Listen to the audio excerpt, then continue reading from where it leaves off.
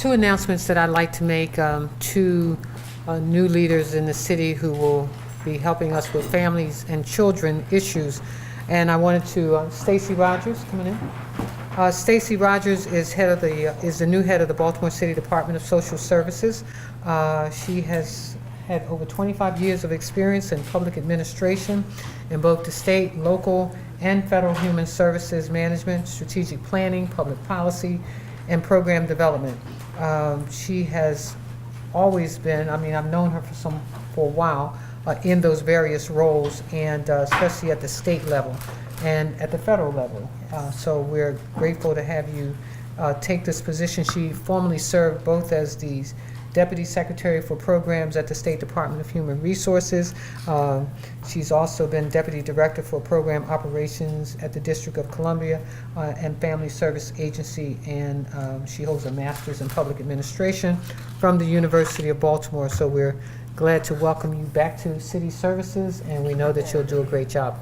And then I also wanted to announce, you can stay here, also wanted to announce that we've made a choice in our president and CEO of the Family League, Damon Millard, who's been serving, I forgot that he wasn't the person because he's been acting for some time, since July of 2017.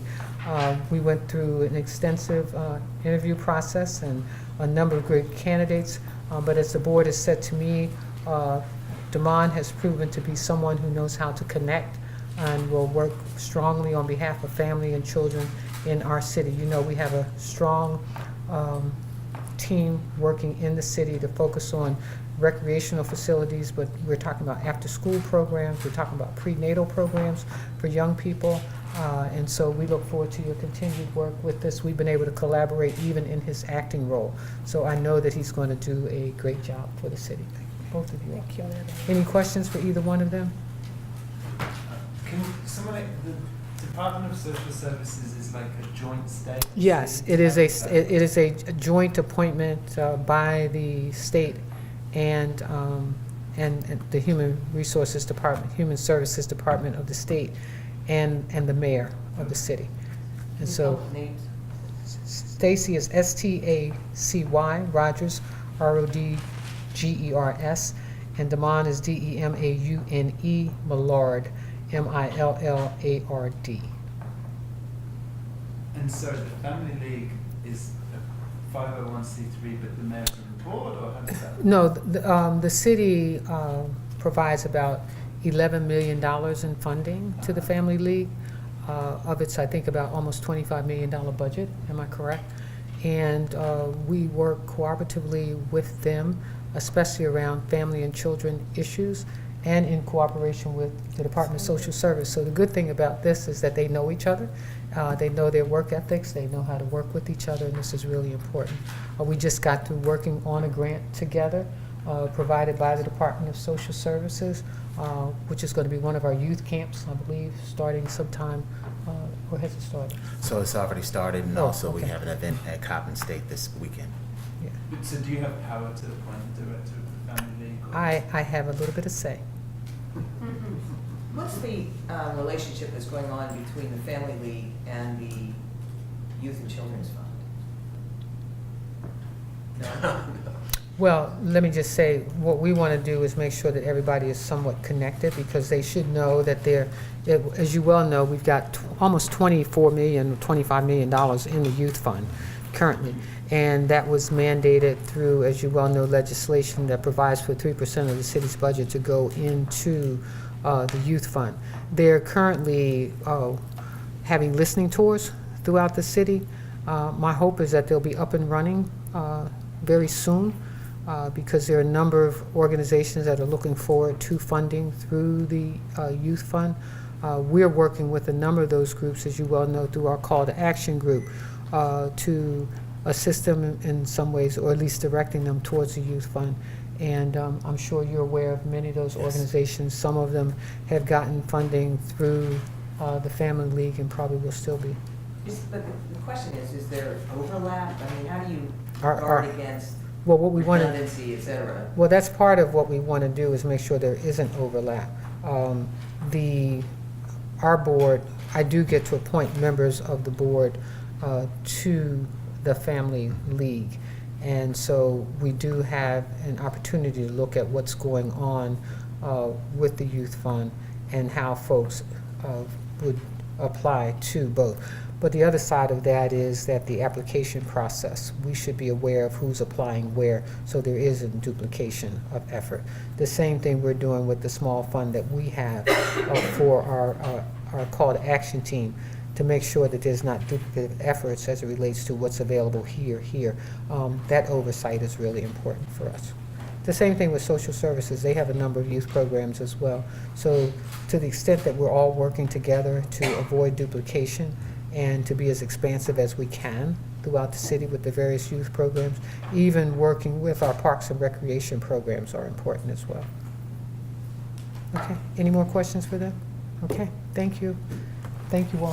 Thank you, Mayor. So, and now, I don't know if you all know it, but the market under 83 the farmer's market has opened. Did everybody know that? Did you all go down and get stuff this past weekend?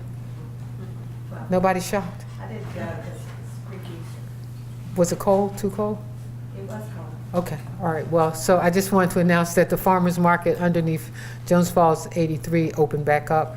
That's important. It's a good economic generator for the city and an opportunity for people to come and shop in Baltimore City, and probably one of the fastest growing markets throughout the city. So now where's my Boba people? Did they get lost? Light City. Everybody knows that Light City is actually started this past weekend. I don't know if anybody got around to some of the neighborhood Light City festivals. I went down to Little Italy. They had a little parade.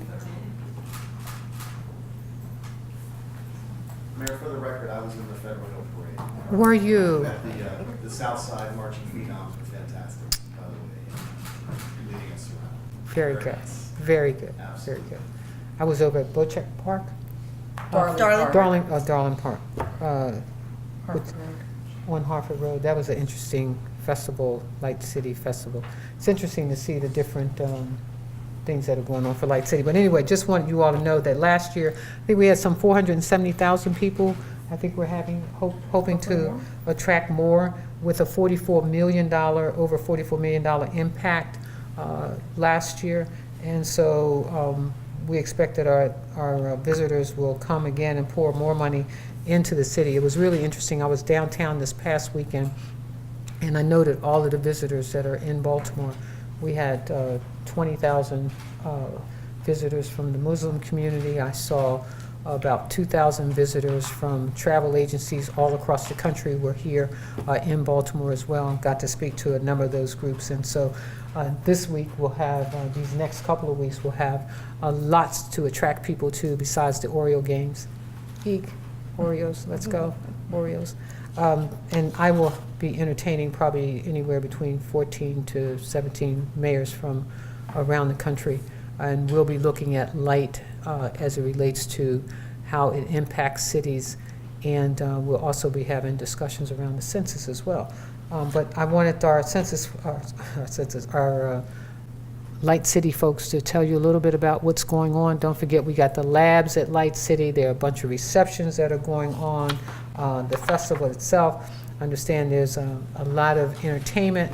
I didn't know any of the groups, but perhaps you all may know more about them. Maybe you all do. I think it's an age. Okay. And let me just also take a moment to thank our sponsors. We have BG&E, it's a big sponsor, Brown Advisory. Of course, we're there. Kaiser, Visit Baltimore, T. Rowe Price, and What Works Studio, Whiting Turner, and WJZ TV. So, take it away. Hi, good morning. My name is Kathy Hornig. I'm the Festivals Director for the Baltimore Office of Promotion and the Arts.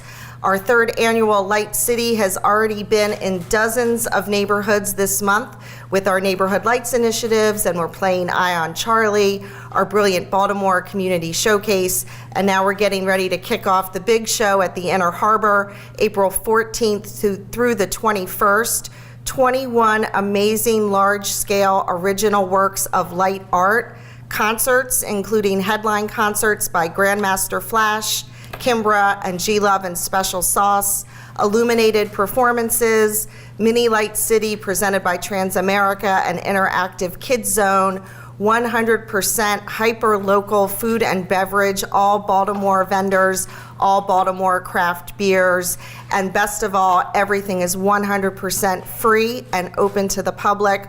All the entertainment, all the concerts, all the exhibitions, the daytime innovation conferences, labs at Light City, also pay what you can. So we are really encouraging everyone to come out and see the lights. Our theme is more love, more lights. My favorite artist is there, I forgot, Davon Fleming is. Yes, from and there. Davon is there as well. Yeah. And I do know Grandmaster Flash. You gotta know Grandmaster I Flash. have heard of him.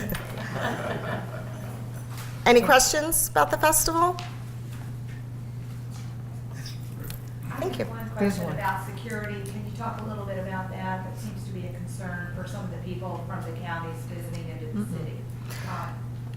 Actually, we found through our survey, which was conducted by an independent third-party firm that the Baltimore Office of Promotion and the Arts contracted, Forward Analytics, almost 90% of our visitors said that they felt very safe when they were at the last year. We have no reason to think it'll be any different this year. BOPA works very closely with our partners at the Office of Emergency Management, Fire, the Police Department, our private security company, SAFE. We're all in concert together to make sure that everyone has a great experience. And I think we should add that as violence is trending downward in the city, that it's certainly trending downward higher in the downtown area. Have you invited Congressman Harris to come down? You know, I did. You know, I'm going to make a special call to him for Light City. But I did invite him to come to downtown Baltimore. This would be a great opportunity for him to see the lights of Baltimore City. Just So I will make a special call. You did a survey of people that came last year, and there was those that attended. There was like a level of how safe they felt, and was it the top one that 9% was? It said it varied? I believe, I would need to double check, but I believe, it's all on lightcity.org, the full report, but I believe the statistic was safe or very safe, totaled almost 90%. Can we have the spelling of your name as well, please? Sure, Kathy, Kathy, Hornig, Hornig.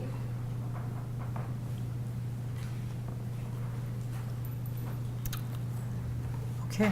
All right, just another plug again for the Baltimore Farmers Market and Bazaar that opened last Sunday, 7 a.m. till noon underneath the Jones Falls Expressway. Come and get those fresh vegetables. And you know, we've spread it beyond the fresh vegetables. All kinds of crafts and things are being showcased there. Open for questions. Mayor, you know, you haven't responded publicly yet to the census report that the city lost 5,000 residents. Why do you think the city continues to lose residents? I think I have responded. Okay, I have Well, responded. let me ask you then, what Okay. can you? Yeah, I said one of the things that we need to look at is the number of vouchers that are given to have people move outside of the city. I think that contributes as well. That's been an issue for us for a number of years because people aren't being pointed to opportunity areas in the city. They're being pushed to other areas outside of the city. I think that may be a contribution as well. But what, in essence, is not working? Well, let me just say that when we look at where the population is growing, like it is growing in certain areas of the city, downtown is growing, certain neighborhoods are growing. So part of it has to be attributed to safety in schools. And I think that, I don't know if people are aware of the number of schools that we're building in the city. $1 billion, we will build more brand new schools in Baltimore City than the entire state. We're on track to build up to nine more school openings between now and the end of 2019. Madam Mayor, the Wyman Park statue base was vandalized over the weekend. How much consideration are you giving to the idea of removing the statue base since the statues, of course, have already been removed? I think I'll have a conversation with the arts community around that. I know that there is a committee that's meeting on what to do with those bases, you know, the group that we put together. So I'll look at their report and then I'll respond. Have you set any sort of timetable on when you decide? No. Is there any update just on the statues more generally? Any plans for that? They're still meeting and still, let me be honest, we have offered them to other areas and I think that so many came down so quickly that everybody's inundated with them.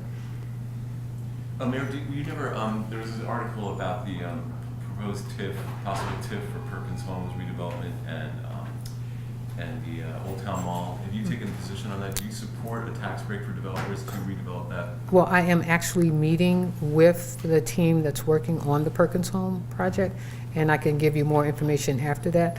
But let me just say, as we give tax incentive financing to areas in our downtown downtown part of our city, I think it's important as we're developing neighborhoods and communities that we look at the kind of opportunities and tax breaks that we'll give for that kind of development as well. Do you feel like the residents of Perkins Home are going to benefit? I mean, it's basically going to developers, not to the residents. I mean, do you Well, think they will again, benefit from this? I haven't had a conversation with them yet, and we haven't determined how a TIF would be used, if in fact it will be used at all. So at this point, you're not sure if you support a TIF yet, you haven't made up your mind, or are you still considering, just so I understand?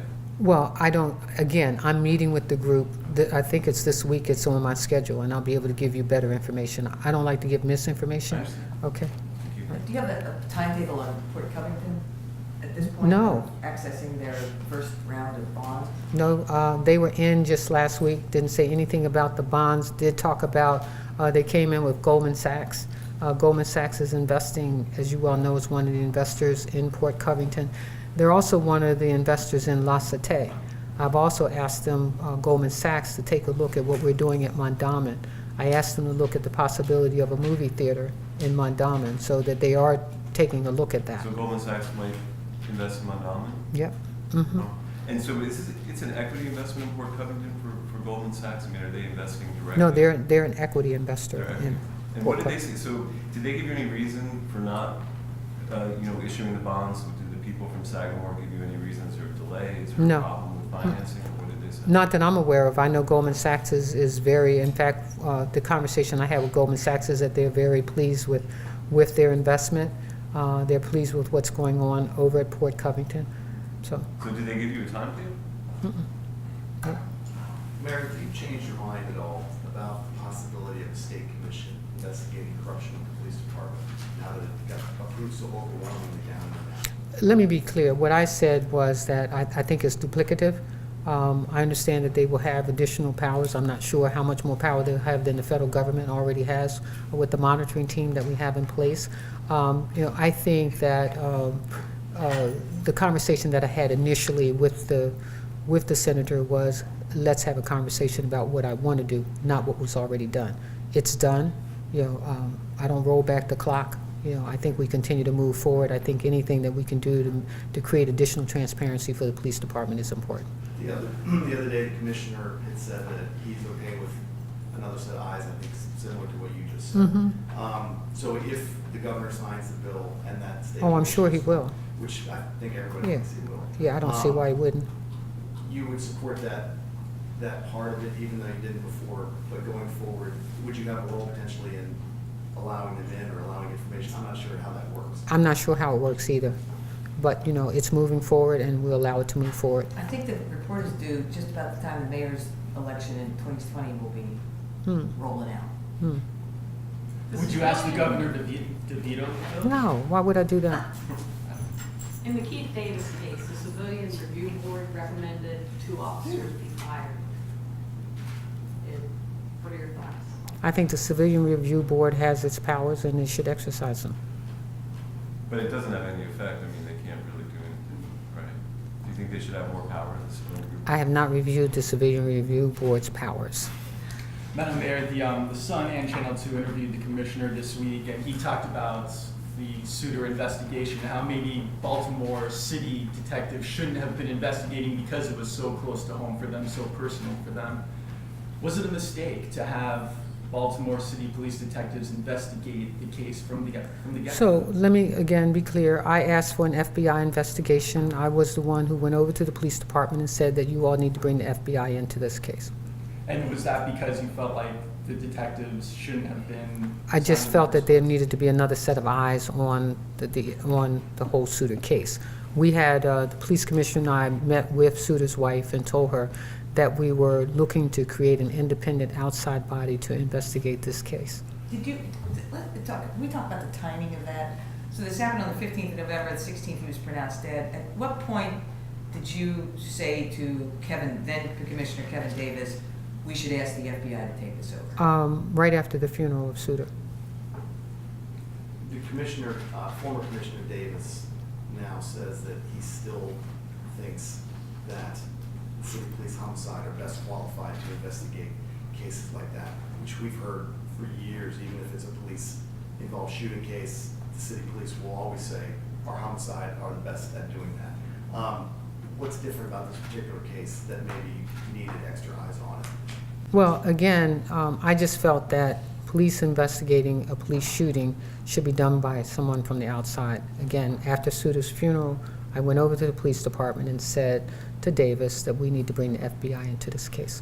Is the commissioner giving you any indication when he's going to announce this group? I think he's already announced it. I mean, no, but who the people are, is he announced it? No. He said maybe this week, but. Yeah. Yeah. Madam Mayor, was Detective Sean Suter murdered? I have no idea. I'm not a detective. I have no idea. That's why, I mean, we're still investigating. Have you maintained any contact with his family? I have, Since- yes. Had, Any idea? had lunch with her probably less than a month ago. The school safety bill that passed, school police are saying it doesn't do anything to help security in schools because they still can't carry their guns. Well, I haven't heard that from the school police. What I do know is that the police, our school police, have guns. When they go inside of a school, there's a lockbox that they have to put them in. Can we circle back to Mondawmin real quick and your discussion with Goldman Sachs on that? Mhm. What was the conversation about? No, the conversation was that that Port Covington folks had come in with Goldman Sachs, and I just asked them to take a look at the possibility of doing a movie theater at Mondawmin. That Sagamore would do a movie theater at Mondawmin? No, I asked Goldman Sachs to look at investing, you know, Okay. because they were talking about wanting to do more investments in Baltimore. They're doing La Cité, they're doing Port Covington, and I said it would be great if you would take a look at Mondawmin. And what did they say? Were they interested? Yeah. Mm-hmm. And what's with the Target store out there? Is there any movement towards the city possibly, purchasing that or any kind of public? Not that I'm aware of. Again, I think it's a great opportunity for a movie theater. Madam Mayor, what's going on with the polystyrene bill? Is there a reason why you haven't signed it? I have signed it. Signed Yeah. it? When was that? You'll have to go and look at the date. It's signed. There was going to be a ceremony. Yeah, we're going to do a ceremony for the bill, but the bill is signed. But we want to do a ceremony for it. Is there going to be one? I'm sure there will be. Mayor, Okay. I just have one quick one, and it's, you may, I don't know if you can explain what went on. This issue with the Barks and the Topgolf. Are you familiar with this? And they're trying to move Barks into a different location, but the location fell through, and there may be some issues with the next location.